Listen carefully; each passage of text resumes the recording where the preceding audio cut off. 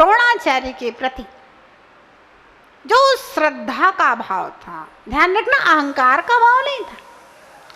कोई दूसरा शिष्य ऐसा भी तो सोच सकता है, जब द्रोणाचार्य ने मना कर दिया एकलव्य को कि नहीं हम लोग तो सिर्फ क्षत्रियों को ही धनुर्विद्या सिखाते हैं और तुम जाति के भील हो और हम भीलों को धनुर्विद्या नहीं सिखाते।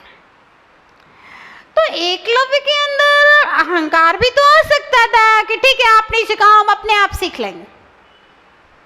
क्यों भैया उमाई जी, एकलव्य के अंदर अहंकार भी तो आ सकता था चंदू भैया कि हम अपने आप सीख लेंगे, तुम बड़े कौन होते हो हम खुद ही सीख लेंगे। नहीं, अहंकार नहीं था उसके। इतना विनम्र भाव पंचम काल में तो हो ही नहीं सकता। हाँ, इतना विनम्र भाव रोते हुए जाता है, इतना साहस। एक मिट्टी के लौंदे में द्रोणाचार्य की मूर्ति बना करके रोजाना उस मूर्ति की अष्टद्रव्य से पूजा करता था वो। हाँ, रोजाना उस मूर्ति को सुबह शाम प्रणाम करता था कि ये मेरे गुरुजी हैं, रोजाना। और उस मूर्ति की पूजा करके उस मूर्ति से आशीर्वाद लेकर के और फिर धनुर्विद्या का अभ्यास करता रहता था, द्रोणाचार्य को स्मरण करता रहता था। और ओ गुरुजी गलती हो गई, अब मैं बिल्कुल सही लगाऊंगा, मूर्ति बनी हुई है, अभ्यास करता रहता था। ज्ञान कहाँ से आया धनुर्विद्या का? ज्ञान गुरु की विनय करने से आत्मा में से अपने आप प्रकट होता चला गया और अर्जुन के समान धनुर्धर हो गया। इसके बाद में भी देखिए गुरु के प्रति कितना विनय, कितना परोक्ष विनय। अच्छा, पहचानता भी नहीं था द्रोणाचार्य को कि जब द्रोणाचार्य और अर्जुन स्वयं आकर के उपस्थित होते हैं और द्रोणाचार्य को आश्चर्य होता है, अरे ये भील इतना अच्छा धनुर्धर कैसे बन गया। द्रोणाचार्य का नाम होगा उस समय पूरी इंडिया में कि इनके जैसा गुरु नहीं, इनके जैसा धनुर्धर गुरु नहीं। तो ये इतना बड़ा धनुर्धर कौन है मेरे जैसा समान दूसरा गुरु? पूछा कि वत्स तुमने ये धनुर्विद्या किससे सीखी है? बोला मैंने अपने गुरुदेव से ये सब धनुर्विद्या सीखी है। द्रोणाचार्य पूछते हैं तुम्हारे गुरु का नाम क्या है? कहता है मेरे गुरु का नाम द्रोणाचार्य है। सब लोग आश्चर्य में, द्रोणाचार्य स्वयं आश्चर्य में। ऐसा तो नहीं कि एक नाम के बहुत व्यक्ति हो सकते हैं संसार में, कोई खास बात नहीं है, तो मेरे ही नाम का कोई दूसरा गुरु हो? तो उससे कहते हैं वत्स तुम अपने गुरु से मुझे मिलवाओगे क्या? बोला हाँ हाँ क्यों नहीं, चलो मेरे गुरु तो यही है, मैं आपको अपने गुरु से मिलवाता हूँ। और ले जाता है, कहता है ये है मेरे गुरु। बोले ये गुरु कहाँ है तुम्हारे? कहता है कि हाँ ये जो मेरे गुरु हैं वे ही अर्जुन के गुरु हैं, वे ही युधिष्ठिर के गुरु हैं। कुरु वंश को विद्या सिखाने वाले वही गुरु हैं और वही द्रोणाचार्य जो अर्जुन को विद्या सिखाते हैं, वे ही द्रोणाचार्य ये मेरे गुरु हैं। सब लोग आश्चर्यचकित हो जाते हैं। ऐसी लगन और ऐसी श्रद्धा और समर्पण का भाव आश्चर्यकारी था कि पुराण ग्रंथों में उस भील की महिमा गाई गई। हाँ, पुराण ग्रंथों में उस भील की गुरु भक्ति की और लगनशीलता की, कि विद्या के प्रति कितनी लगन थी उसकी, महिमा हमारे जैन पुराणों में, पांडव पुराण में भी कही गई है और अन्य वैदिक पुराणों में भी कही गई। आश्चर्यचकित हो जाते हैं। द्रोणाचार्य सोचते हैं जब इसने मुझे गुरु माना ही है तो निश्चित रूप से मैं इसको अपना शिष्य मानता हूँ। और गुरु शिष्य का हित चाहता है कि अहित चाहता है? गुरु शिष्य का हित चाहता है। तो उन्होंने सोचा कि अगर ये एकलव्य इस तरह से वाक वेदी, वचन वेदी धनुर्धर है और ये जंगल में कोई पशु ने, शेर ने दहाड़ मारी और इसने यहाँ से धनुष छोड़ा, कितने जीवों की ये रोज हत्या करेगा और ये तो भीलों का राजा हो जाएगा, सब भीलों के लिए जीवों को मार मार करके दिया करेगा। और हिंसा करना कभी भी सुख का कारण नहीं हो सकता। आचार्य उमा स्वामी महाराज ने सूत्र दिया, दुख में वाह। तत्काल में लगे कि मैं हिंसा करके सुखी हो रहा हूं, लेकिन वह दुख में वाह, उसका फल दुख रूप ही होगा। हिंसा कभी सुख का कारण नहीं हो सकती। और द्रोणाचार्य सोचते हैं कि अगर इस तरह से ये धनुर्धर होकर के जीवों को मारेगा तो निश्चित रूप से मर के सप्तम नरक को प्राप्त होगा, निश्चित रूप से नरक आयु का बंद होगा इसको और नरकायु में पहुंचेगा। और गुरु कभी अपने शिष्य को नरक में पहुंचाना नहीं चाहता। और द्रोणाचार्य एकलव्य के हित की दृष्टि से पूछने लगते हैं, क्या तुमने अपने गुरु को साक्षात कभी देखा है? तो बोला, नहीं, मैंने अपने गुरु को साक्षात कभी भी नहीं देखा। तो द्रोणाचार्य ने कहा, अगर तुम्हारे गुरु तुम्हारे सामने उपस्थित हो जाएं तो? कहता है, अगर मेरे गुरु मेरे सामने उपस्थित हो जाएं तो मुझे लगेगा कि मुझे स्वर्ग के साम्राज्य से भी ज्यादा कीमती कोई वस्तु प्राप्त हो गई। मुझे स्वर्ग का साम्राज्य भी नहीं चाहिए गुरु के सामने। गुरु ही मेरे जीवन में सर्वोपरि हैं, सर्वस्व हैं, सब कुछ हैं, क्योंकि गुरु की कृपा से ही मैं ये विद्या सीख पाया। क्या कहा? गुरु की कृपा ना होती तो मैं विद्या नहीं सीख पाता। गुरु की कृपा से आज मैं जो कुछ हूं सब गुरु की कृपा से हूं। देखिए तो सही, गुरु मना करते हैं विद्या सिखाने के लिए। मूर्ति बना करके अगर आज का कोई शिष्य विद्या सीख जाए तो वो क्या कहेगा? क्या कहेगा प्रकाश भाई जी? कहेगा गुरु ने क्या सिखाया है? उनने तो हमें भगा दिया था, दुत्कार दिया था, फटकार दिया था। मैं अपनी काबिलियत से विद्या सीखा हूं। बाप बेटे को इतना पढ़ाता है, बेचारा साधारण परिवार का होता है, फिर भी इंग्लिश मीडियम में पढ़ाएगा।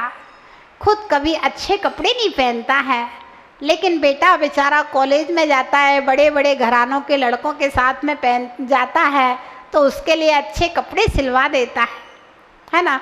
20,000 कमाने वाला 10,000 में अपनी पूरी घर गृहस्थी चला देता है। 10,000 रुपये बेटे की पढ़ाई के लिए बेचारा खर्च करता है। कितनी भावना बाता है, मेरा बेटा डॉक्टर बन जाए, सीए हो जाए, ये हो जाए, वो हो जाए, कितनी भावना बाता है पिता।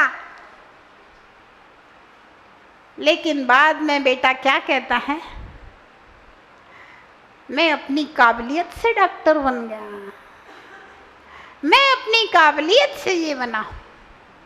ध्यान रखना, ठीक है, बिना काबिलियत के कोई बनता नहीं है, बिना श्रम के उपलब्धि होती नहीं है, लेकिन जिन्होंने हमारा सहयोग किया है उनके उपकारों को नहीं भूलना चाहिए। जब उपकारों की बात चलती है तो उपकारी का नाम लेना चाहिए। काबिलियत तो तेरी होगी, बिना काबिलियत के क्या कोई अचेतन में चैतन्य शक्ति डाल सकता है क्या? काबिलियत तो तेरी है ही, लेकिन जिन्होंने सहारा दिया है उनके प्रति कृतज्ञता पिताजी की कृपा से डॉक्टर बन गया हूँ। अगर पिताजी इतना पैसा खर्च नहीं करते और मुझे पढ़ाने का साहस नहीं देते, मुझे प्रेरणा नहीं देते डॉक्टर बनने की, मेरा सहयोग ना करते, तो आज मैं डॉक्टर नहीं बन पाता। ध्यान रहे, उपकारी के उपकार को मानना, गुरु के उपकारों को मानना, यही विनयवान शिष्य को मुक्ति प्रदान करने वाला है। शिष्य की विद्या को वृद्धि करने वाला, रिद्धि सिद्धियों की प्राप्ति करने वाला, वह गुरु की विनय, गुरु की भक्ति सर्वस्व। द्रोणाचार्य पूछ लेते हैं एकलव्य से, अगर तुम्हारे गुरु तुम्हारे सामने उपस्थित हो जाएं तो? वह एकलव्य कहता है, मुझे तो स्वर्ग से भी बड़ा साम्राज्य मिल जाएगा, मैं उनके चरणों में नतमस्तक हो जाऊंगा, मैं अपना जीवन समर्पित कर दूंगा उनके चरणों में, और मैं बहुत खुश होऊंगा जिस दिन मुझे गुरु मिलेंगे उस दिन। द्रोणाचार्य ने कहा, एकलव्य, मैं ही हूँ द्रोणाचार्य जिसकी मूर्ति बना करके तुम पूजा कर रहे हो, और ये हैं अर्जुन, युधिष्ठिर, भीम, नकुल, सहदेव, जिनको तुम अपना सहपाठी मानते हो। आश्चर्यचकित हो गया, मस्तक टेक दिया, आंखों से अश्रुओं की धारा से चरण प्रक्षालन कर दिया। बोले, गुरुदेव, मैं आपकी क्या सेवा कर सकता, मैं आपकी सेवा करना चाहता हूँ। मुझे आज आपका प्रथम दर्शन हुआ है, कब से स्मरण कर रहा था, और आज आपका दर्शन होकर मेरे तो नयन सफल हो गए। मैं आपको क्या भेंट करूं, मैं आपकी क्या सेवा करूं, आप मांगो मुझसे, मैं क्या कर सकता हूं आपके लिए। द्रोणाचार्य कहते हैं, वत्स, मुझे तुमसे कुछ चाहिए है, क्या दे पाओगे? बोला, गुरुवर, प्राण भी आपके सामने समर्पित हैं, गर्दन भी मांगोगे तो आज काट के आपके चरणों में रख दूंगा।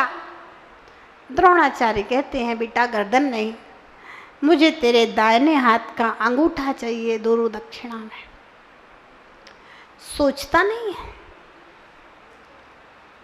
विचारता नहीं है, कितनी उत्कृष्ट श्रद्धा। सोचो तो सही, अगर एकलव्य की जगह आप होते तो उसी समय विद्रोह कर देते गुरु से,